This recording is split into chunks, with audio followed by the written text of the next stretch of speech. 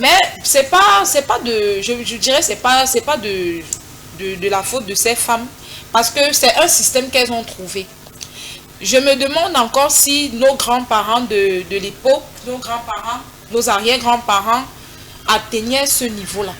Parce que on nous a montré que la femme, le rapport sexuel en lui-même, un rapport sexuel normal en lui-même, c'est on se couche juste en position missionnaire et puis bah, c'est passé, on finit et puis c'est terminé. En fait, l'homme ne veut pas, l'homme ne cherche pas à savoir si la femme a réussi à prendre son pied, si la femme s'est sentie à l'aise et tout. Ce que je veux dire, c'est peu importe la durée du rapport sexuel. Quand il n'est pas bien fait, quand l'orgasme n'est pas atteint, je vous assure qu'il ne sert à rien. C'est juste, vous remplissez juste les formalités et c'est dommage parce que si on va dans le Nord Cameroun, on se rend compte que là-bas, les femmes, oui, tu vois, les femmes se plaignent par rapport à ce qu'elles vivent là-bas, par rapport aux préliminaires. On ne connaît pas trop les préliminaires là-bas, pourtant ça fait partie en fait. Ça fait partie du rapport sexuel. C'est une partie, c'est la première partie en fait qui est du rapport sexuel. Et ça devrait être normal en fait pour un homme de faire les préliminaires à sa femme au point où, parce que c'est même pendant ces préliminaires là qu'elle se sent femme, elle a confiance en elle, elle dit mais oui mon chéri, il est là, ça veut dire qu'il a vraiment besoin de moi. Mais vous n'allez pas prendre votre femme juste vous soulevez son pied et puis c'est fini. Ça frustre beaucoup. Vous voyez, certaines femmes, elles dorment avec leur chéri, elles sont mariées, mais elles sont aigries, elles sont frustrées, elles sont toujours fâchées. Vous demandez, mais le monsieur si ne touche pas la dame, non, il touche, mais il ne touche pas bien, il ne touche pas où il faut. Donc, je vais m'arrêter là pour la première prise de parole. Alors, le plaisir féminin est-il encore un sujet tabou aujourd'hui, Dr Simon, et pourquoi?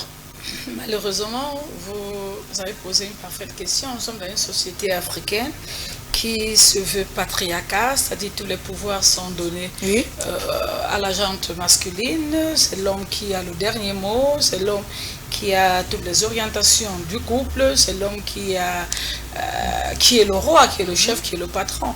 Et malheureusement, on a assimilé également la notion du rapport sexuel, qui naturellement est déterminé d'ailleurs par l'homme. C'est aujourd'hui, avec la mondialisation et l'évolution des mentalités, que les femmes peuvent également dire à leur chéri, j'en ai besoin. Vous convenez avec moi que hier, ça n'existait pas. Ça n'existait pas. La femme était simplement conçue pour faire à manger et faire bébé. Alors, on n'a pas besoin de sensations pour faire bébé. Oui. Il faut bien c'est-à-dire que tant que le monsieur peut prendre son pied... On n'a pas besoin de sensations pour faire bébé. Une fois que le monsieur a déversé ce qu'il faut déverser, alors le bébé est construit. Donc, pas besoin de sensations. D'ailleurs, c'est pour ça que dans ce septentrion, le phénomène d'excision a pris le dessus. Parce qu'eux, ils pensaient culturellement qu'une femme n'a pas besoin d'avoir un plaisir sexuel parce qu'elle a un rôle, elle est conçue pour un rôle bien précis et bien déterminé. D'ailleurs, ils allaient plus loin en démontrant que lorsqu'on commence à parler de plaisir, ça va amener la femme à établir des comparaisons et à aller ailleurs, à être entre guillemets infidèle. Mais malheureusement, cette perception ou alors cette façon de faire, cette incision a créé beaucoup plus de mal chez les femmes que de bien. C'est-à-dire, on a tout de suite compris qu'ils voulaient simplement renforcer leur ego, c'est-à-dire leur domination sur la femme en disant, bon, vous n'avez pas droit au plaisir, le plaisir, c'est simplement, le plaisir est masculin. Mais malheureusement, ce n'est pas le cas. Lorsqu'on parle de rapport sexuel, automatiquement, rapport sexuel égale plaisir. Alors, si le plaisir est uniquement masculin, j'ai envie de dire, pourquoi le rapport sexuel n'est pas seulement masculin? Alors, si la femme doit entrer dans le rapport sexuel, ça voudrait dire que le plaisir doit être partagé. Et c'est par rapport à cette évolution là qui aujourd'hui amène les femmes, ou alors nous amène même sur un plateau à parler d'une thématique aussi On va par exemple dire c'est sensible ou du moins c'est tabou, mais c'est extrêmement important parce que les conséquences sont visibles dans notre société aujourd'hui. C'est l'une, j'ai envie de dire que l'une des raisons même de la frivolité des femmes, c'est parce qu'elles ne sont pas satisfaites sexuellement. Oui, dans les ménages. Une femme sexuellement épanouie, c'est une femme comblée. Ça, je vous le dis. Une femme comblée sur le plan professionnel, une femme comblée sur le plan même marital, une femme comblée sur son rôle même de mère des enfants, une femme comblée sur le plan relationnel même avec les gens autour d'elle. C'est une femme qui est épanouie, c'est une femme qui est équilibrée.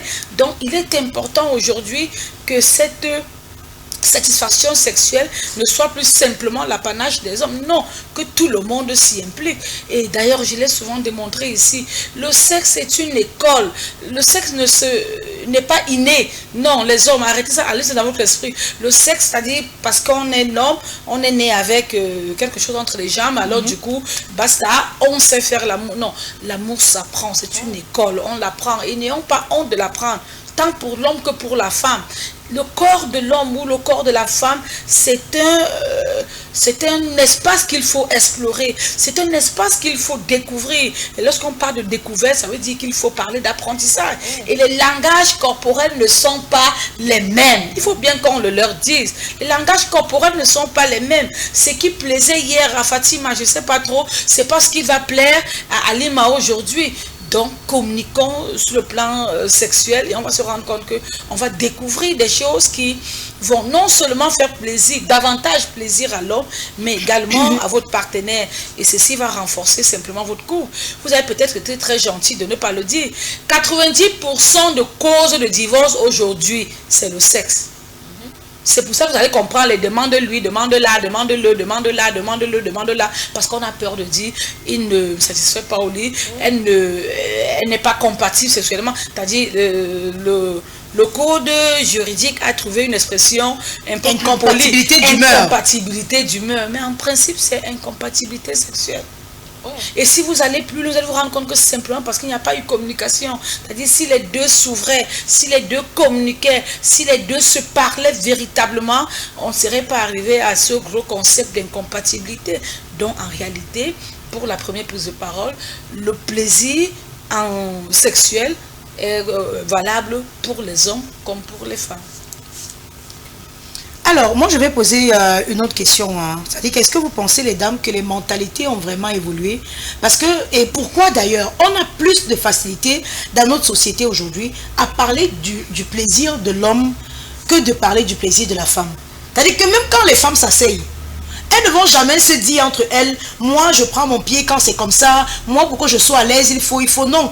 Elles vous diront toujours, si tu veux satisfaire ton homme, toi prends les devants. Si tu veux satisfaire ton homme, toi prends. Mais jamais, même quand elles sont assises entre elles, les femmes, lui, ne parlent de leur plaisir sexuel à elles-mêmes. Oui, mais ça dépend de la société dans laquelle on a grandi. Hein. Ça dépend aussi des familles. Il y a des familles très renfermées. Il y a des familles très strictes qui, là-bas, l'enfant, c'est-à-dire quand un film des conseillers au moins de 12 ans passe, on envoie tous les enfants dans la chambre. Ça veut dire, même quand l'enfant, quand les gens se font les bisous là à la télé, on envoie l'enfant. Bon, c'est vrai que moi-même je fais ça parce que je sous-entends que lorsqu'un enfant n'a pas encore atteint un certain âge, il ne doit pas être face à certaines images. Oui, ça fait partie de notre éducation africaine. Maintenant, il y a des familles aussi très libertines. Vous voyez, il y a des familles très libertines. C'est pour ça qu'on se retrouve avec des femmes qui ont cette aisance-là de s'exprimer, de parler. Avec elles, il n'y a aucun sujet tabou. Mais il y a d'autres qui ont grandi dans un environnement très strict. Elles ne sont pas épanouies de ce côté-là. Mais je pense que le fait d'en parler,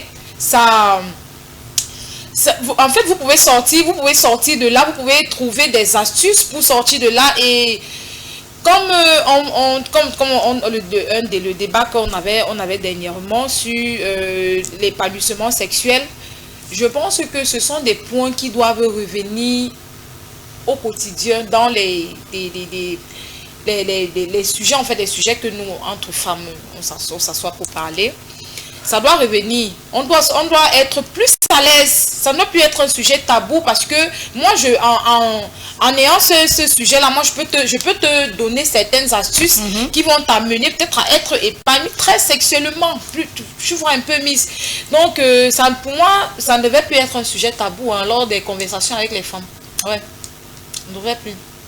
Mais malheureusement, je pense que c'est peut-être un problème culturel parce qu'on a été éduqué, on a été élevé sur comment prendre soin d'un homme.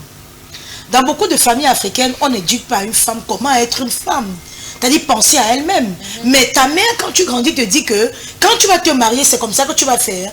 Quand tu vas te marier, même en rapport avec tes frères à la maison, quand tu vas te marier, c'est comme ça, c'est comme ça. Et même quand vous allez vous marier, le soir de la dot, quand on vous donne les derniers conseils, les tantes et autres, on ne te dit pas non, toi pour prendre ton plaisir. Non, on te dira que si ton mari demande, ne refuse pas. Tu ne dois jamais dormir avec les vêtements, même si vous êtes, désolé, hein, j'ai les chats dans la gorge, même si vous êtes très fâché. En fait, c'est que on éduque la femme en Afrique à comment s'oublier elle, mais à prendre soin de son alter ego qui est l'homme. Je ne vais pas peut-être dire ça comme vous, parce que je pense que c'est un peu trop crumiste, mais c'est comme si vous oubliez un peu certaines sociétés africaines. Dans certaines traditions, je suis d'accord, mais ce n'est pas pareil partout.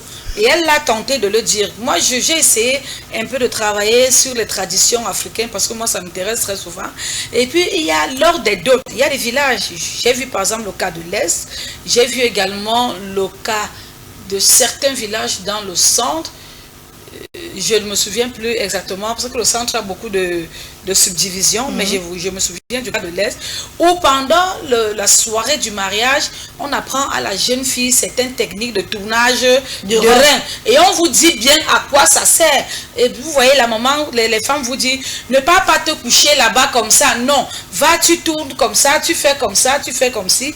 Et vous convenez avec moi qu'une femme qui met en application ces pratiques-là, elle va certes faire plaisir à son mari, mais en recevoir aussi, parce qu'elle va exciter son mari, ou alors elle va amener son mari à se déployer beaucoup plus. Moi, je pense que ce qui nous fait véritablement problème, c'est de manière générale la culture africaine qui est patriarcale. Moi, je crois que c'est ça le véritable problème. Mais heureusement pour nous qu'on est entré dans un monde de mondialisation où obligatoirement certains modèles s'imposent à nous aujourd'hui. C'est d'ailleurs pour ça que je vous parle tous les jours de repenser nos sociétés. Et quand je parle de repenser, c'est mettre dans nos façons d'agir et de faire. Il y a des choses que nous faisions hier naturellement sans problème. Vous vous souvenez avec les pygmées qui marchaient avec des vêtements en feuilles et tout. C'était normal, personne n'était gêné. D'ailleurs, on ne couvrait que le sexe et puis le torse était laissé nu. Ça ne gênait personne. C'est-à-dire, c'était naturel, c'était culturel. Mais aujourd'hui, parce que la société a évolué, ils ont eux-mêmes loin dans le fin fond village compris que non, il faut porter un vêtement pour couvrir, parce que le sexe, lorsqu'on parle des parties intimes, c'est pas seulement le bas, c'est aussi le haut. Et on a commencé à couvrir ces parties-là. Donc, le caractère dynamique de la société nous oblige à adopter de nouvelles façons de penser, de voir et d'agir. Donc, aujourd'hui, on ne va plus limiter les rapports sexuels simplement à la satisfaction des besoins physiologiques masculins. Non, on va les résumer à la satisfaction des besoins physiologiques du couple. Et ceci passerait naturellement par quoi? Par la communication. Parce qu'on va peut-être tirer sur nos sociétés, sur nos parents qui ne nous ont pas inculqué ces valeurs, c'est vrai, mais pensons aussi à tirer sur des femmes qui ne disent pas la vérité, des femmes qui ne s'expriment pas sur des questions. Il y a également des femmes qui tombent sur des hommes très ouverts, qui leur disent par exemple, chérie, comment voudrais-tu que les choses se passent? Et elle vous dit carrément, parce qu'elle veut rester, ou du moins donner l'impression d'être pieuse, non, comme tu veux, c'est-à-dire ton plaisir, ton désir sera le mien. Oh que non, les désirs peuvent être différents.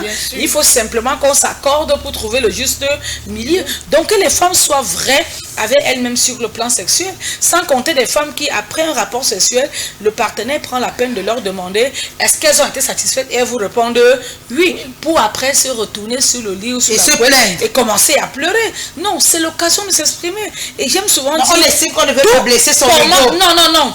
Tout commence par la première fois. C'est très important, la communication. Et même là, je parle de la première fois, c'est même avant la première fois.